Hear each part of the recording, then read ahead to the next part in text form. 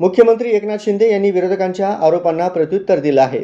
महाराष्ट्रात आमचं स्थिर सरकार आहे असे ठाम विधान करून त्यांनी जनतेला विश्वास दिला। शिंदे म्हणाले की विकासाच्या कामांवर लक्ष केंद्रित करून सरकार पुढे जात आहे। विरोधकांनी निर्माण केलेल्या संभ्रमाला जनता बळी पडणार नाही असा विश्वासही त्यांनी व्यक्त केला। शिंदे, फडणवीस, पवार यांच्या नेतृत्वाखालील सरकार मजबूत असून स्थिरतेबाबत कुठलाही संशय नसल्याचं त्यांनी स्पष्ट केलंय। त्यांच्या या वक्तव्यामुळे राज्यातील राजकीय घडामोडींना नववळण मिळालं आहे।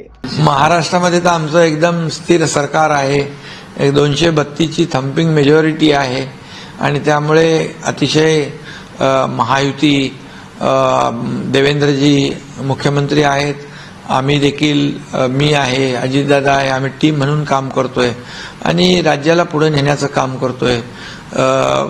राज्यामध्ये विकासाला जी काही गतिमान विकास आपण म्हणतो ते देखील इथं पाहायला मिळतंय आणि आदरणीय प्रधानमंत्री नरेंद्र मोदीजी यांचं देखील या महाराष्ट्राला नेहमीच सहकार्य राहिलेलं आहे।